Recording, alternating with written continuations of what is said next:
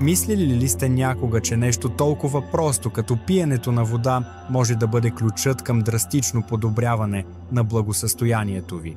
Някои често срещани грешки, които почти всеки допуска, могат да намалят ползите, които водата може да предложи на тялото ви. В това видео ще изследваме тайните на известния руски лекар Федор Григорьевич Углов, живял над 100 години, разкривайки как да коригирате тези грешки и да подобрите здравето си само за 7 дни.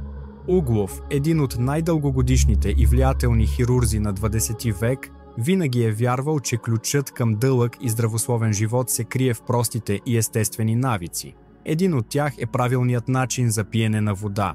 Според него водата е не само основен елемент, но и реално средство за поддържане на жизнеността и благосъстоянието. И така, какви са грешките, които правят 99% от хората? А какви са 8-те тайни на Углов? Днес ще разберем заедно. Преди да започнете, не забравяйте да се абонирате за канала, за да не пропуснете следващите видеоклипове. А сега да започваме. Тайна номер 1.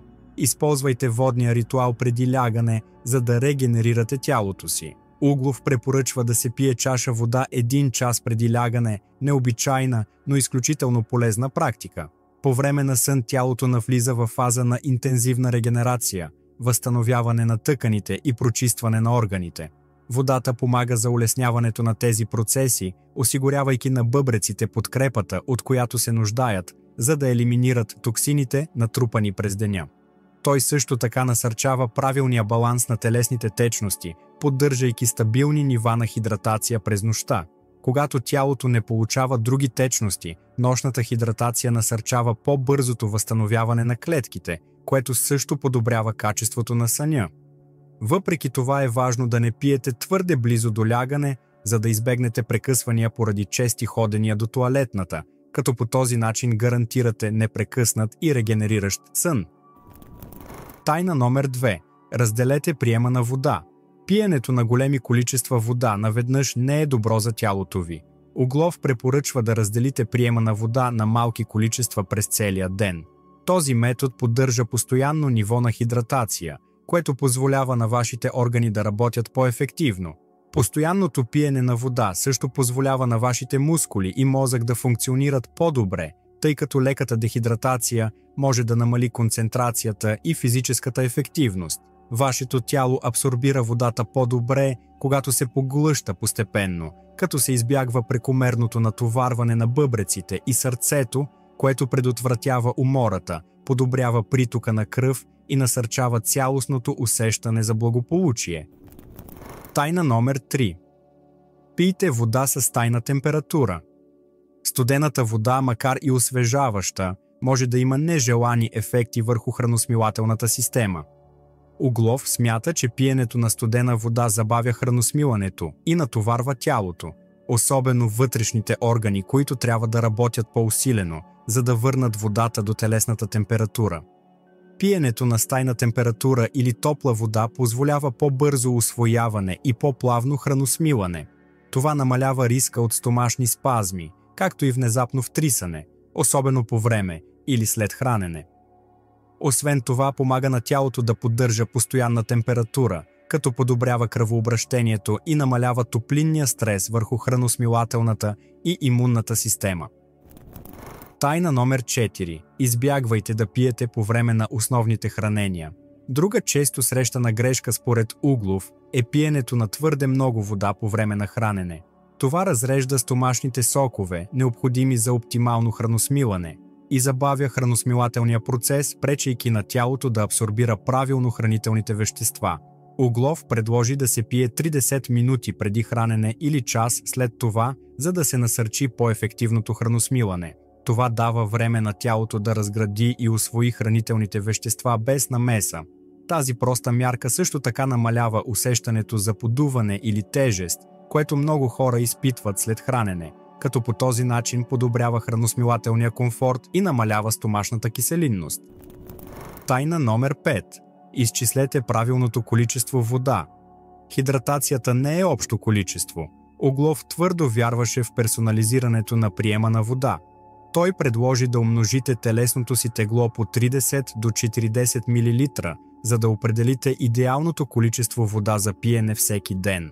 Този персонализиран подход гарантира, че всеки човек получава точното количество вода въз основа на неговите физически нужди и ниво на активност. Например, някой, който извършва тежък труд или интензивна физическа активност, ще се нуждае от повече вода, отколкото някой, който води заседнал начин на живот. Този метод предотвратява както дехидратацията, така и излишната вода, като позволява на тялото да поддържа перфектния воден баланс за поддържане на жизнените функции. Тайна номер 6. Хидратирайте преди тренировка. Преди всяка тренировка или физическа активност Углов препоръчва да пиете вода, за да подготвите тялото си за усилието. Хидратацията преди тренировка не само предотвратява мускулни крампи, но също така помага за поддържане на нивата на електролита в кръвта, които са от съществено значение за мускулните контракции и предаването на нервите. Пиенето на вода преди движение помага на мускулите ви да функционират по-добре, повишаване на вашата издръжливост и намаляване на риска от умора или нараняване. Той също така поддържа телесната ви температура под контрол по време на тренировка, като предпазва тялото ви от прегряване и подобрява атлетичните постижения. Тайна номер 7. Пийте внимателно. Углов винаги е твърдял, че как пиете вода е също толкова важно, колкото и колко пиете. Да пиете внимателно означава да не бързате и да позволите на тялото ви да абсорбира водата бавно. Като отпивате бавно, водата се разпределя по-добре в тялото ви, по-ефективно хидратира клетките ви и подобрява цялостната ви функция. Този внимателен подход помага за предотвратяване на състояния като подуване на корема, което може да възникне, когато пиете бързо, и осигурява по-добро усещане за благополучие, позволявайки на тялото ви да получи напълно предимствата на хидратацията. Тайна номер 8. Пазете водата си чиста. Един от краягълните камъни на философията на Углов беше фокусът върху качеството на водата. Той подчерта важността на пиенето на чиста вода без примеси, тъй като качеството на водата пряко влияе върху вашето здраве. Замърсителите и примесите могат да претоварят имунната ви система и да увредят вътрешните ви органи, увеличавайки риска от хронични заболявания. Углов препоръчва използването на филтрирана или изворна вода за предпочитане богата на естествени минерали като магнезий и калций, за поддържане на жизнените функции на тялото ви, поддържане на дългосрочно здраве и подобряване на ефективността на имунната система. Тези 8 прости, но мощни тайни са били използвани от Федор Углов за насърчаване на здравето и дълголетието през целия му живот. Не става въпрос само за пиенето на повече вода, а за това да я пиете по правилния начин, за да оптимизирате функционирането на тялото си и да подобрите цялостното си благосъстояние. Какво ще кажете за вас, как ще приложите тези тайни, за да подобрите здравето си? Ако следвате съветите на Федор Григориевич Углов, за една седмица може да забележите големи промени в енергията, храносмилането и цялостното здраве. Открийте как простият акт на пиене на вода по правилния начин може да промени вашето благополучие. Оставете коментар по-долу и споделете с нас коя от тези тайни намирате за най-полезна. Това е за днес. Стигнахме до края на това видео и не забравяйте, че вие сте важна част от този канал. Не се колебайте да споделите мислите си в секцията за коментари. Ако не сте сигурни какво да коментирате, просто напишете всички 100. Освен това, ако сте нов и все още не сте се абонирали за канала, не забравяйте да се абонирате за канала и да натиснете иконата на камбанка, за да не пропуснете никакви полезни, информативни ежедневни видеоклипове. Благодарим ви, че гледахте.